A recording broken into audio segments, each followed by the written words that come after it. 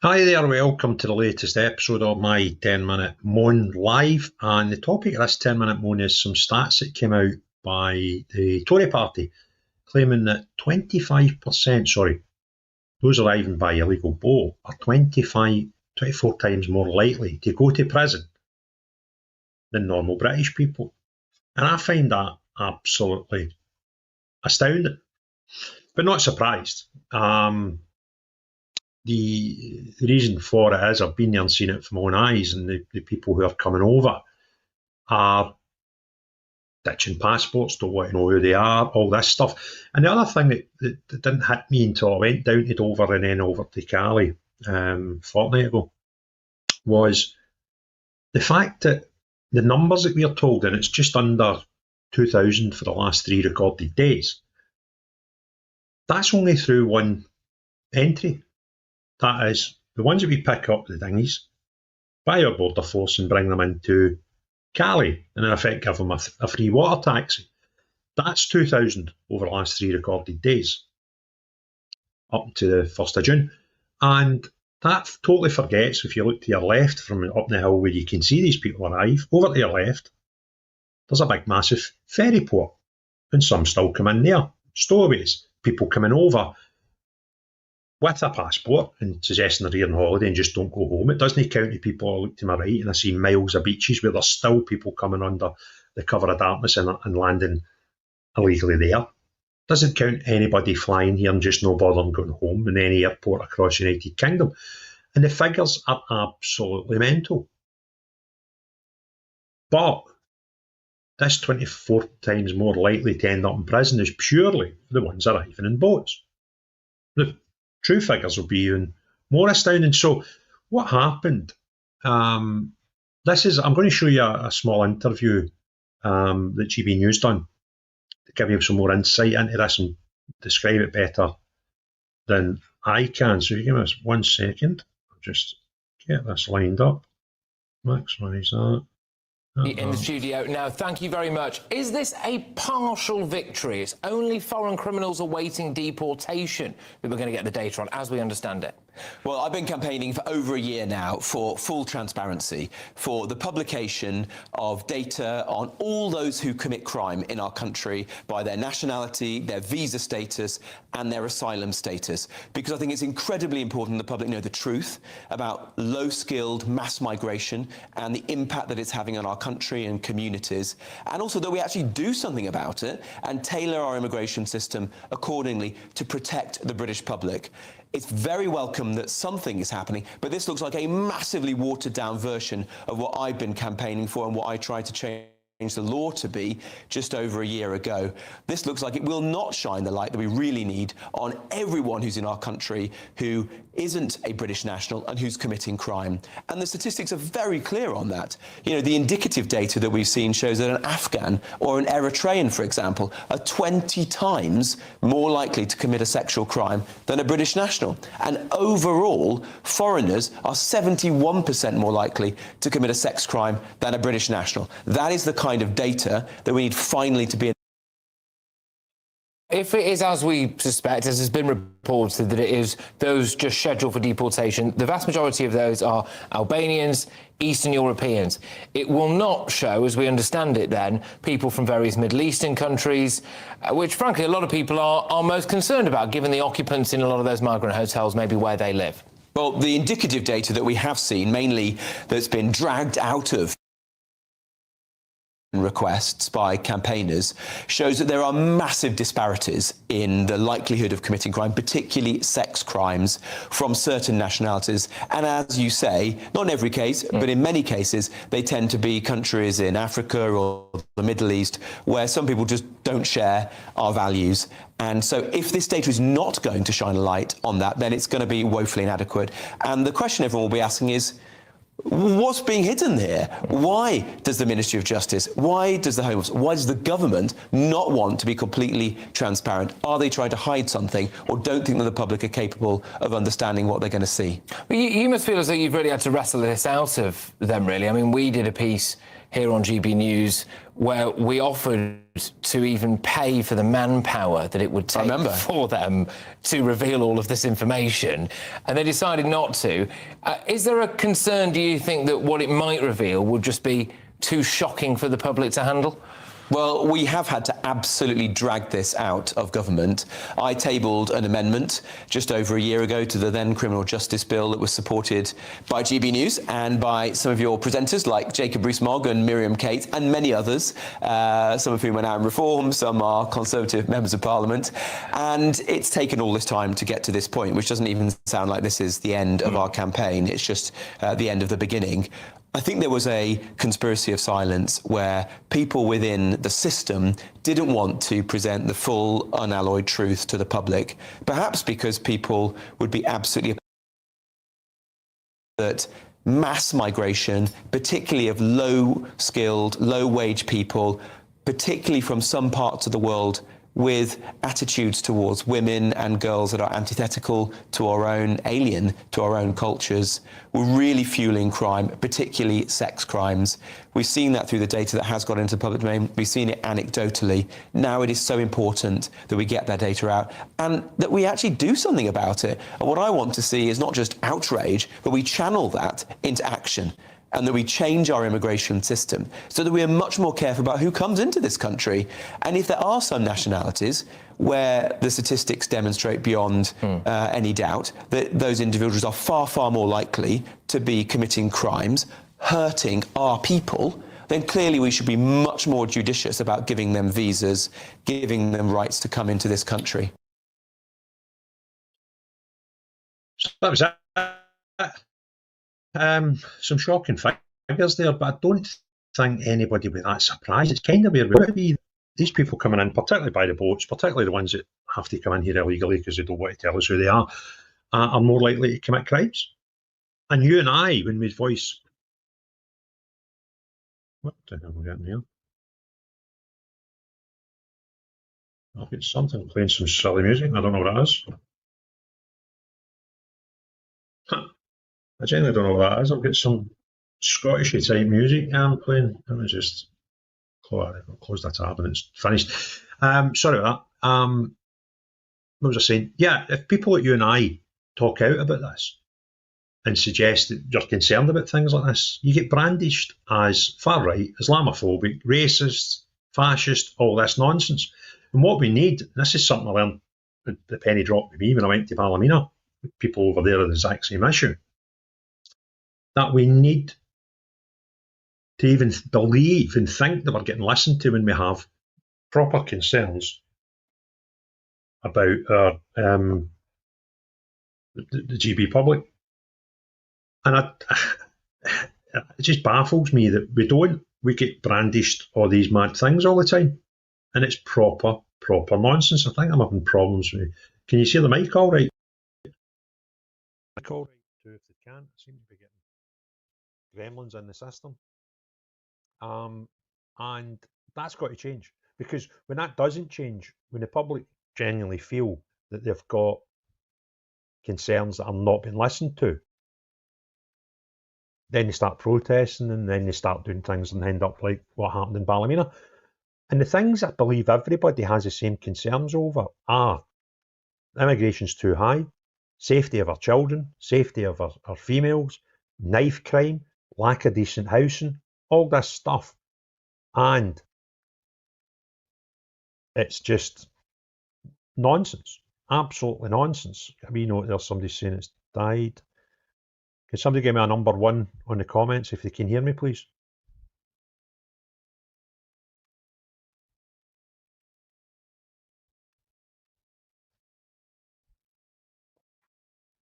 Right, brilliant. It's okay now. Yeah, this mic for some reason just turned off. So that's kind of where we are. And that's why we're likely to have more protests and more possibly lead to other things happening in the streets, because we feel we're not getting listened to and just brandished idiots. So that's kind of where we are. How do we stop it? It's dead easy. We put in things in place to stop it and make it not as attractive for these people. And I feel sorry for genuine asylum seekers. I keep telling the story about Barack, who's a young boy from Congo. Well, he's never even been to Congo. He was born in a refugee camp because his mother and father had to rush away from Congo with a civil war. I think it was Rwanda, funnily enough, they ended up in. He was born in there. He was never, I think it was a 2 mile camp. He was never outside that 2 mile camp until he was 14 and managed to get refuge here. Now, every single person that comes in a boat illegally or comes in a plane and doesn't go home or comes as a stowaway, they actually just put these people further down the queue. It's crazy, isn't it?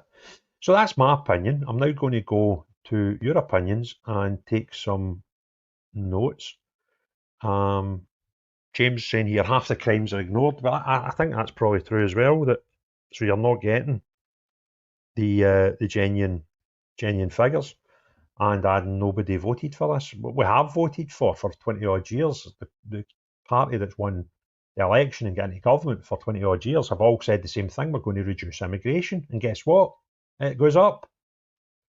So that's what we vote for, and what we get is two totally separate things.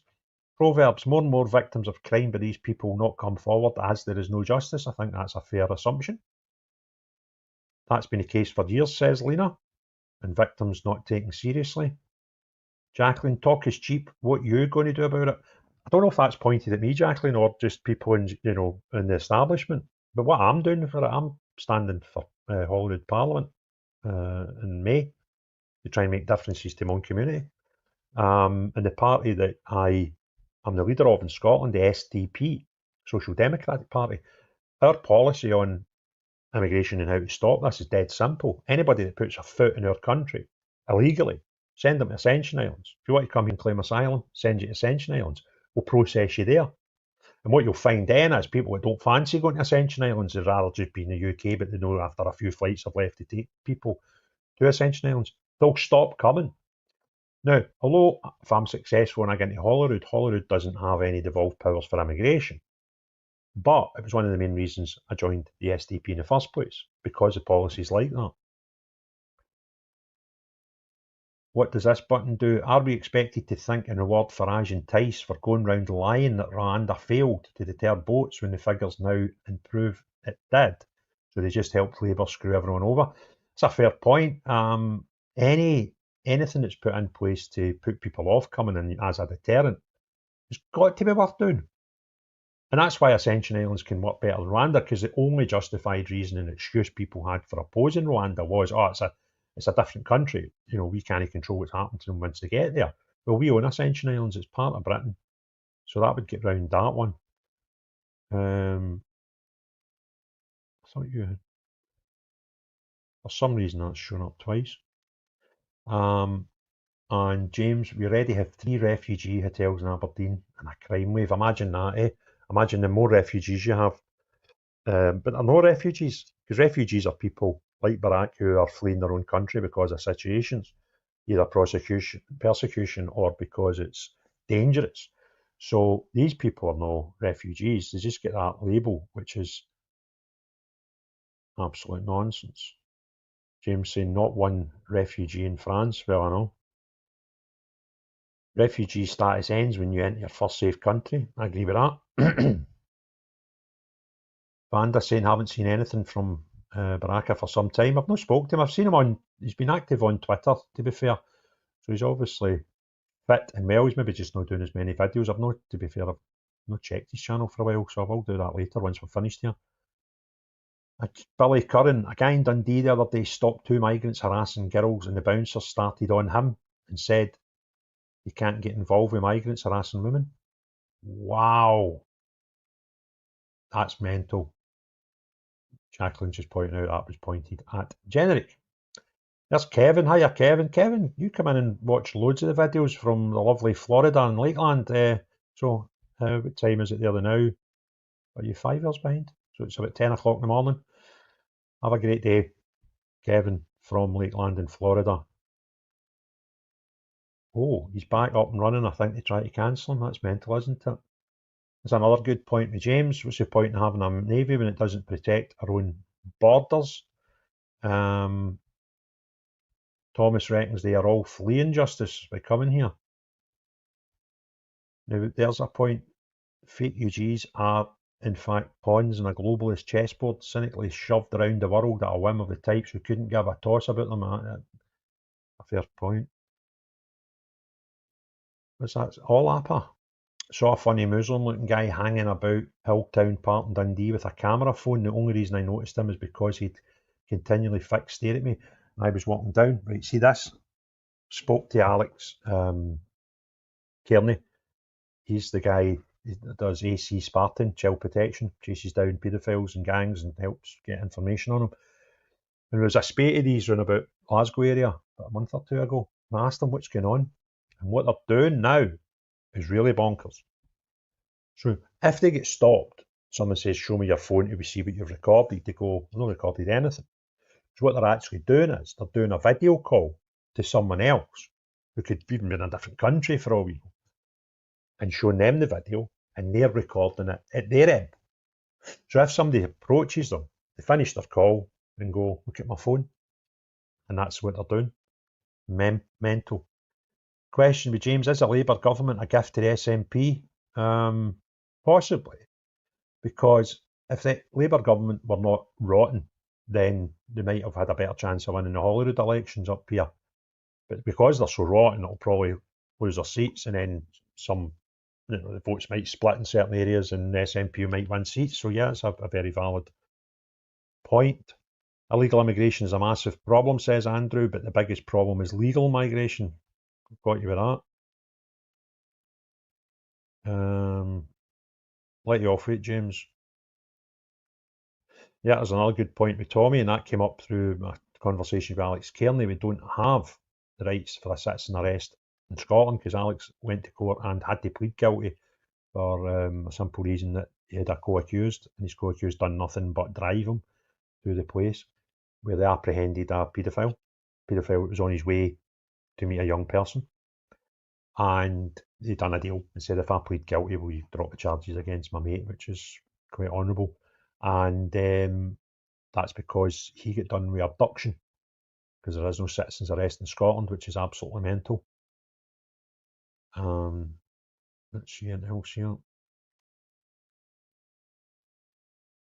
Lena, the student visa scam is worse, where they can bring their entire family with them and get priority housing. Mental. Just seeing if there's any more questions. One here. What's this one? Have you looked at the store, Craig? What's your opinion? I haven't, to be honest with you. Proverbs. I was driving back up for down south on Monday, and all this sort of stuff kicked off, and I just thought, you know what, I can't be bothered with it. I genuinely can't be bothered, because I'm going, right, so I've got two guys who the whole world thought were going to do the one joint thing and have a new crusade together. That was Ben Habib and Rupert Lowe. And then on Monday, one of them decided he wasn't going to join the other one's party, so it launched, and this one launched a thing that's the exact same as a GB pack. So I'm kind of going, I don't know what the point is now. And I just hope it's not just people on ego trips now. Two people that I kind of got a little bit of time for, so I kind of hope I'm wrong there. And I'm just like,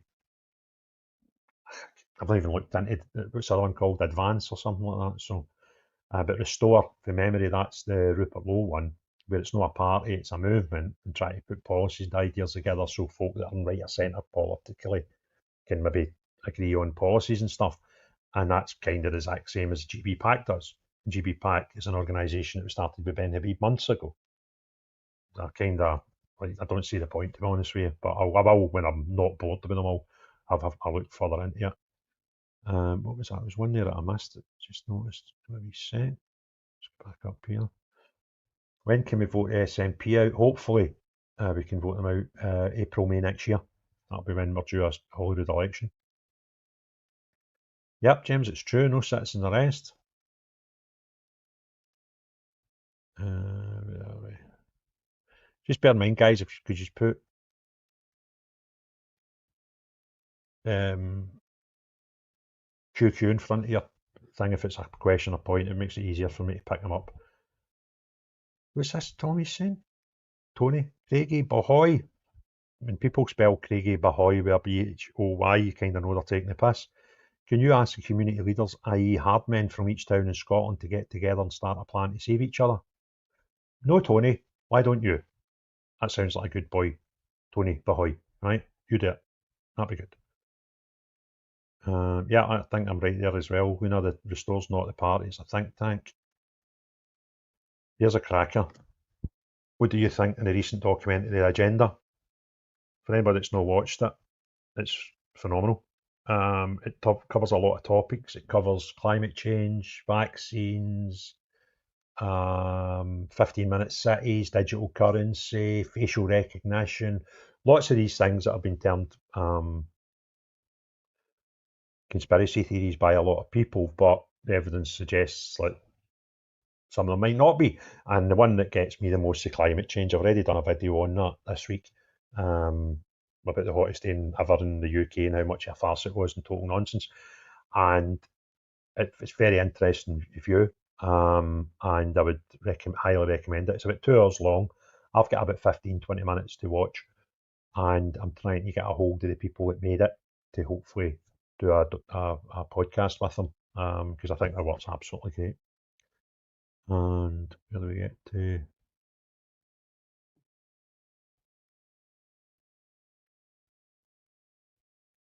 Every other day there's something on Facebook. My ex was followed from the carnival by 2 of them.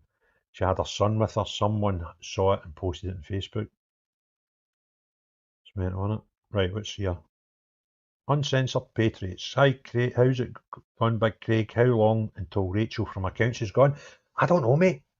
I kinda see. This is weird, right? Because they've already lined up the replacement, I believe, who's the guy that I've done a video about yesterday. Can't remember his name. He's a Scottish MP of Irish descent who's an MP for somewhere down south, Wolverhampton, from memory. And apparently he's getting lined up to be the next Chancellor. And when you seen like how upset she was in the House of Commons the other day, and how ignorant Starmer was to even bother that she was upset the other day. But then they've done a wee PR stunt today, something with an NHS, and they were doing a press conference together, and it was all cuddly, and we're all happy and stuff. So I don't know is the honest answer, but it kind of doesn't matter, because you think about it, the day they get into power, you'd kind of think they'd fill the front benches with their A-team. So if anybody changes and all you're doing is you're shuffling about the existing people or bringing somebody off for the substitutes bench, who will inevitably be worse than what they've got anyway. So it's just all nonsense, isn't it? Where are we else here?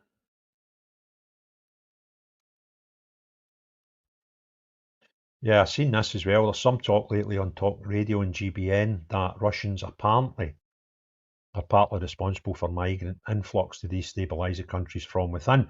And I kind of take a bit of that on board, and the rest of it I take with a pinch of salt, because I can understand how they could help flood Europe and push people into Europe for their end, right? But then once they're in Europe, how they get them to drive them for there right up to the north of France, I don't know. But yeah, I kind of get that, right? Jay, worked out 85,000 foreign students in Scotland who don't pay council tax. That's 100 million that we're not getting. It's a good point in it, because if they didn't have the accommodation, somebody else would. Proverbs, did you see Starmer's NHS visit? And has 500,000 more free school meals, 500,000 more homes. That won't cover the amount of newcomers. Again, only benefiting real British. Nothing benefiting real British. Yeah, I saw a great interview. Was it Rayner? On a weekend breakfast show a couple of weeks ago. And she was waxing lyrically about how these new homes are going to be brilliant. And the guy was like, yeah, but that'll just keep up to speed with the amount of migrants you've got coming in. So there'll be no benefit to British people. Another one, thoughts on that video of Sea of Africans on an Edinburgh beach? My down is full now, illegal HMOs everywhere of them. To be honest with you, I did see that video, but I thought it was for last summer. I did see it was doing the rounds again on Twitter, but I think it was an old video, and either way, it's terrible. Oh, there's Preston. How you doing, boss? Imagine how bad the people are to come here when Reeves and Starmer have gone. I know. Because that's their A-team, isn't it, Preston? You kind of think they put their best folk in the front benches in day one. Preston Journalists does a lot of stuff on YouTube like me, so if you don't already follow him, it's worth a sub. Just if you like what I do, you'll like what Preston does. So that's kind of us. I kind of think, oh, there's one. Why do you think Miliband has been so quiet? Don't know. He's just a bit of a farce, isn't he? Bit of an enigma, that boy. So I think I've covered all the questions and points, guys. And just to remind you all that if you came on the illegal boats as an illegal immigrant and a fake asylum seeker, you're 24 times more likely to go to jail than the British people. And that is bonkers. If you enjoyed the video, click the thumbs up, hit the like, hit the share button. If you've not already done so, please subscribe to the channel. And, most important thing of all, unless you're the type of person who brings these people here, thinks it's wonderful that they're here, tells me I'm far-right racist, Islamophobe for kind of saying I don't want them here, then not you. But everyone else, have a great day.